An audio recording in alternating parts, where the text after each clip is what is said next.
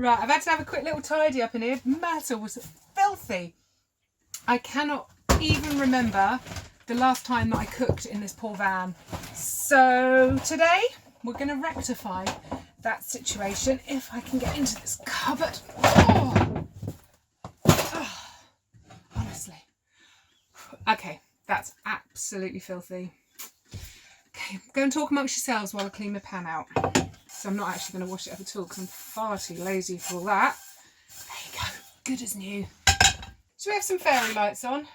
Oh, let's. There we go. All right, you can see me. You can see my pan, just about. Let's move that handle that way. Awesome. Hey, you lot. How are you? Quick roll call. Hands up. You still here? You still well? You're not coughing or sneezing or anything like that? Let us know in the comments below your thoughts on the whole coronavirus. Let us know if you've had it or you think you've had it. Let us know what symptoms you had. I don't think I've had it yet, although I'm pretty sure that if I do get it, I'll just bounce through it with no problem. Saying that, my mum and my brother possibly wouldn't fare quite so well, so they've been in lockdown probably for close to 2 weeks now, not because we think they have got it, we just don't want them getting it. And luckily, we're living on a farm, we've got lots of room that we can still talk. We talk every day on the phone. And we can still talk and still be a couple of metres apart. And especially because today, look, come see my view. Look, we've got blue skies, we've got sunshine. There's our little daffodils out in the old orchard over there, which is always a pleasure to see. Oh, it's a good day to be alive. Alrighty, now it's been forever since I've cooked you guys a recipe in here. Having done the whole coffee thing. I haven't finished with the coffee reviews yet. So if you've been enjoying them, don't worry, there are a few more. And I've actually got some more in the house that I still need to record. Also, apologies for being AWOL for a little while. A series of things happened. My lead on my laptop broke. And it's a really heavy duty lead that I had to get imported from China, a replacement. I had some health stuff go on. I've had some personal stuff go on. And I actually just decided to stop fretting about not getting a video up for you guys and just relax into it, go with it, live my life. And I've actually managed to take some time and really reassess what's important to me, what's important to my business, and the fact that the videos is something I do. It doesn't actually make me any money, these videos, but I love doing them. So they're kind of here to stay, which is nice. But I have missed the recipe videos, which has been really interesting. And now that we've got more light and we've got sunshine, I just want to get back out into it. And so today I am bringing you a wild food / store cupboard recipe, which hopefully if you're in lockdown or it looks like you're facing lockdown soon, hopefully this recipe will come in handy for you. And also I want to announce that this recipe, amongst many others, can be found in my new it's my new cookbook. Now, okay, this is only printed out on my home computer. This isn't a physical actual book that you can buy from a bookshop that I've created. This is an ebook. If you're interested in this, this is now for sale on my website. I'll pop a link below and maybe up there, wherever. I'll pop it up here somewhere as well if you want to go and check it out. I'm really excited. I've been thinking about doing this for ever such a long time, but I've finally done it. So inside here is obviously 25 awesome vegetarian recipes. 20 of them are from my archives on my website, or even here on YouTube, all ones that I've written for magazines. They've kind of, for the last 12 years, I've been writing recipes across the internet and magazines and stuff. So 20 of them are my favourites from the archives, and 5 of them are brand new, shiny, never seen before, never published before recipes. And they're all vegetarian. A lot of them are vegan. A few of them are low carb / keto. Some of them are none of the above. They're really naughty and full of carbs and fat and good tasty stuff in life. Anyway, I've printed this one out to show you what it kind of looks like all printed up. I've kept it very sensibly done with very small photos in full colour, so if you did want to print these out on your home printer, it's not going to like cost you the world. Let me know what you think. I'd be really, really interested. Now, one of the recipes in here is this one that we're cooking you today, and it's utterly delicious. I can't remember when I first wrote this. This was from the blog. I'm like thinking 2013. but that might be wrong. I don't know. It's in the blog. I'll link to it below. It's a damn fine recipe. Now, originally, on that original 2013 or whatever recipe, originally I used dried lentils for this, but obviously to speed things up and to make it camper van gas friendly, I've used tinned lentils this time, and the only ones I could find in our supermarkets currently, because things are a little bit crazy in the old supermarkets right now, are these green lentils, and these are from Sainsbury's. Hashtag not sponsored. Other supermarkets are available for your lentil purchases. So crikey, that was a lot of talking very, very fast. I've had coffee today, can you tell? Alrighty, so here we go. Now I very quickly want to show you my score of the year. I got 2 of these jars of coconut oil, and it's raw virgin, so it's absolutely, oh, it just smells of coconut. It's so delicious. And they had 2 of these left. I would have grabbed 20 at this price if they'd had them. I don't know if you, this is at Holland and Barrett, my local health food store down in Loo in Cornwall. These were £20, so £19.99 for this big jar, which is 920 grams. They were reduced to £1.99. Oh my goodness. And yes, they're out of date now. They weren't when I bought them. January 2020. So I've only just cracked this one open because I had to use one open up that I'd already opened. But yes, that was a score. And I'm one of those people that doesn't give a hoot about best before dates. They mean absolutely zilch to me. If something looks all right, smells all right, it is all right. That's our motto. And that motto has stood me well for many years. Right, I need a teaspoon because my little silicone spatula ain't going to get anywhere near that because it's going to be rock hard. So my pan is on. I'm really sorry. I feel like I haven't talked to you for such a long time that now I've started, I can't actually stop. You might want to slow this video down and watch it in slow-mo. 1 tablespoon of oil according to my fabulous recipe. So let's oik that in. Oh, I'm sure there was a less messy way of doing that. So tell us in the comments below whereabouts you are in the world, what kind of crazy is happening in your world. Here in Cornwall, things haven't been too bad. Our supermarkets are looking a little bit ransacked now. The last time I went out, I haven't been out for a few days now because I saw this coming a long time ago. So I've actually been stocking up gradually over the last 2 months. Oil's on, starting to smoke. Onion in. This is just 1 white onion. The recipe actually calls for red onions, but I wasn't going to go to a supermarket just to buy 1 red onion for you guys. So forgive me, I'm taking shortcuts as usual. Right, let's get that cooking. Now, the more time you can give this onion, the better. I don't have a lot of time today because I want to get this edited and up today. I'm not even going to wait for Friday for publish date because I'm so excited to actually be cooking you a recipe again. But in an ideal world, you'd have a glass of wine on the go and you'd have this in your pan and it would be cooking away for like 10, 12 minutes until that onion has softened down, all the sugars are coming out and it's just sticky and delicious. If you do cook it that way, make sure you turn the heat right down. You don't want to be banging that heat out. I've got my heat up pretty high because I just need to get the recipe done. So your call. I think, oh look, I should have toasted the spices first. Honestly, you leave me in charge of a cookery channel and this is what happens. So we'll put the spices in while we've got the onion going. It's fine, nobody will care. So turmeric, half a teaspoon of that. This is the bright yellow coloured one, which is really lovely. Garam masala, that is half a teaspoon, like that. Cumin seeds, that was half a teaspoon.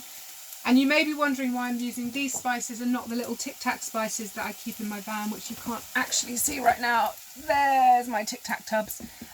Because those spices haven't been cleared out for a long time, and all of these will probably have been replaced since I filled those tubs up. And it's a job on my list to do, but it's not really a priority at the moment. It will get done.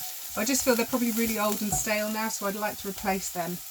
What else was it? Coriander, dried coriander, and that is half a teaspoon of that as well. There we go. The van is smelling freaking delicious right now. Okay, so get them toasting along with your onion, if you can't read a recipe like me. Bit of a worry really, isn't it? Oh, do you want to have a look? How yummy does that look? Spices in a confined place. Quite hard to breathe. So cook that onion. I reckon that'll do for the onion.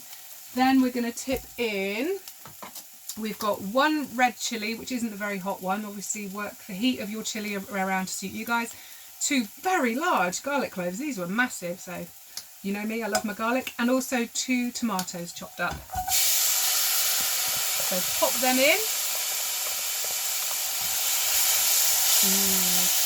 And the juice from the tomatoes is going to start lifting any flavour that's stuck to the bottom of the pan. It's going to be delicious, this, trust me. Now I'm also going to tip in my can of lentils. This has already been drained. And then I've just put like the lentils back in the tin. So just tip them in. And then also fill the can back up to the top with water. Pour half of it in. You might want to add the rest. That's why I've got you to fill it up right up to the top. Just let that start cooking all together. You just want that to sit and simmer for a little while. And what I'm going to do is pop the lid on, which is there. Pop the lid on, let that simmer away for about 5 minutes if you've got the time. To be honest, everything is cooked at this point. You could just like heat it all through and eat it. But with a curry, you kind of want to bring those flavours together as much as possible. So your shout. If you've rushed for time, dig in. If you're not, that's fine. I'm about to sneeze. Did you see that? I sneezed into the crook of my arm because I'm a good girl. I have been sneezing lots and I've had a cough, but I don't know if it's just the fact that I'm reading the news constantly and like, you know, have I got the symptoms or if I'm actually got the symptoms. But anyway, don't worry, you can't catch it through the screen. We'll all be fine. It's fine. Okay, what else do you want to know about this book? If you've got any questions, let me know down below. I'll do a quick run through while we've got our pan cooking away. I've got a little bit of garb about me, probably about Myrtle. Yeah, it's a little bit of an introduction, list of recipes here, and then each page is numbered so you can obviously find it pretty quickly.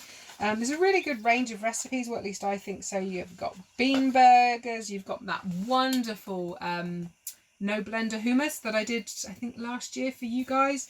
I love that recipe, it's so good. It's a proper workout though. It's much easier if you've got electric blender. Each recipe has the prep time, how long it takes to prep, how long it takes to cook, and the total combined time, so you know roughly how long it's going to take you all in and how many people it serves. A few of the recipes are no cook, which is always handy when you're in a hurry or when you're just trying to set up camp and you don't want to have to plug your gas in.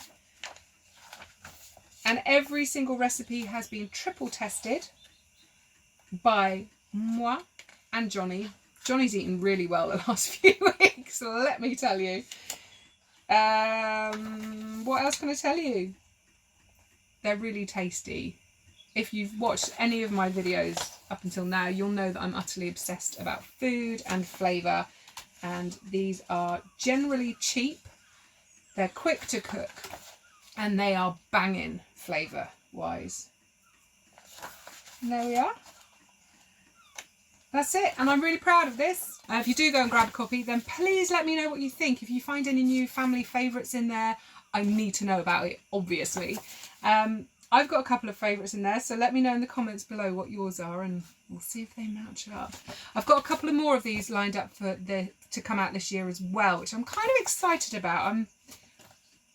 I was supposed to be writing a proper book to go along with the TV series, but in all honesty, it just felt like something that I was being told I needed to do, and I didn't feel it, if you know what I mean.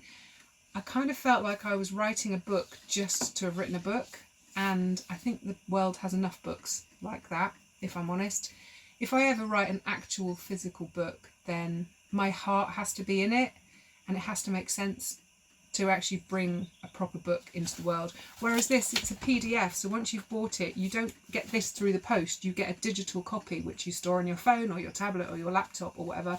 You can print it, or you can take it to a print shop and get them to print it. You can also get the print shop to bind it properly. Unfortunately, our local print shop has gone bust, so I couldn't do that. I've had to pinch these cute little dog clips off Mum.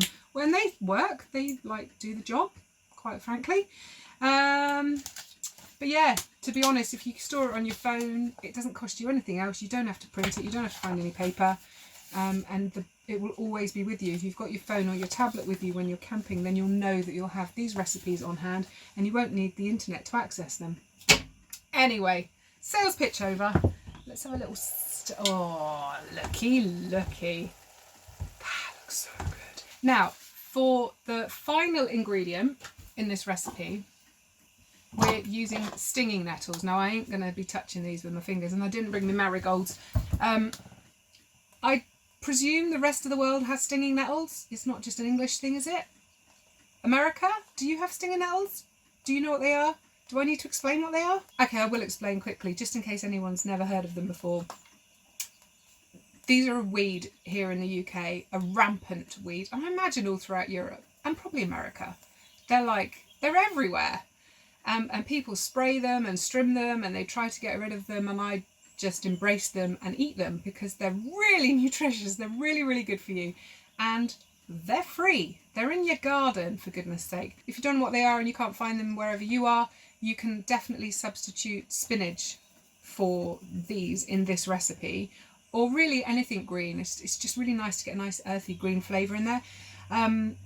But if you are in the UK or anywhere where these things are rampant, then definitely go and find some. Do you know what? I'm just off the top of my head, I'm going to put together a video on everything you need to know about picking these and why you would want to. I think they're wonderful food, and people kind of use them in a recipe once and then like, oh yeah, that's great, and then never use them again. They're a really, really good resource, and if you are allowed out of your house at the moment, if you're not on full-on coronavirus lockdown, then get out and pick some, because they ain't going to make a dent in your budget, whereas a bag of spinach is, I mean, it's not cheap in comparison, is it? So, the reason that I'm not touching these, if you don't know what they are, is that they've got these little hairs on there. But basically, if you touch your skin against these little spines on the leaves, then you get a sting, and it lasts for ages, and it's horrible. Any kid that gets stung with these things goes absolutely ballistic. It doesn't hurt, it's just really, really annoying.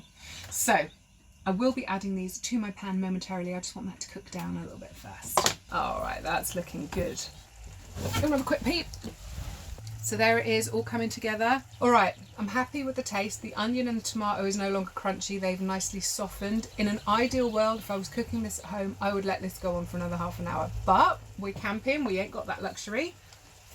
So I'm gonna chuck my stinging nettles in. Now, as soon as a stinging nettle hits heat, whether it's the liquid in here or a flame, if you hold a leaf over a flame, or even in a frying pan, dry frying it, whenever the spines, those little spiky nasty bits with the sting, whenever they hit heat, they're completely neutralised. So there is no sting here. I could hold those stinging nettles quite happily. I would get burnt, but I wouldn't get stung. So that's good to know. As soon as they've wilted down, you know they're safe to eat. And actually, once I think this is even on the blog, bizarrely, I even put them into a smoothie. So they didn't touch heat, but obviously they went through a blender along with some banana and fruit, whatever. And I was kind of testing to see if that got rid of the sting. Thankfully it did. Can you imagine if you drank a smoothie and it stung you all your way down your gullet? Probably wasn't my most brightest idea, but it was a scientific experiment. All right, that is looking blowny lovely. That is now ready. Like I said, if I had the luxury of time and endless gas supply in my van, I would want that to cook longer, but it's perfectly edible because these little beauties were already cooked. You've got no problems there. So there we are. Taste a little bit with my nettles. That's so good. I love stinging nettles. And I particularly love eating them because, like I said, most people hate them and just want to kill them. We've actually got patch here on the farm that nobody's allowed to spray, nobody's allowed to burn. I do get Johnny to trim them a few times a year because as they start to grow, this is the time of year when they're just coming up, that they're at their sweetest and like they're not so woody. When you get into the summer, and obviously they've grown tall and the stalk goes woody, and the leaves are all battered and eaten and like all brown around the edges, they're not great. But if you just trim them or chop them down, then fresh nettles will grow up underneath, again young and fresh and delicious. And we've actually got a patch that we use purely for cooking. So that's really handy. If you like any more nettle recipes, then let me know. And I am definitely going to do that nettle, like how to pick and cook nettle video, really for my own resource. A lot of people ask me about them, so it'd be good to be able to direct them to a video and blog post that has all that information on. Anyway, that's me. I'm done. I can't stop talking. Too much coffee. So I hope you enjoyed this recipe, and I do hope you give it a go. Don't forget, if you can't source stinging nettles, you can use spinach or any green leafiness. That's fine. Hopefully you've enjoyed it. Hopefully you've enjoyed seeing myrtle in action again. I've certainly enjoyed being out here, especially on such a lovely day. I'm going to catch up with you really soon. I'm not making any promises at the moment, obviously, with the crazy shizzle that's going on in the world, but I will be back as soon as I can. I'm aiming to go weekly again, but don't hold me to it. If you've enjoyed the video, please whack that thumbs up and feel free to subscribe. If you want to go and check the book out, I'll leave the link below. Please let me know what you think of it. I can't wait to hear your thoughts. Also, let me know what you want the second book to be about. This one's all about vegetarian one-pot camping recipes. I've got a couple of ideas for book 2, but I haven't started yet. Let me know in the comments below if there's a theme for a one-pot camping meals cookbook that you would like to see.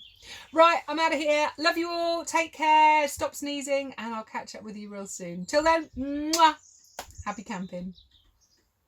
Oh, I should probably say, don't go making this on a first date, if you know what I mean.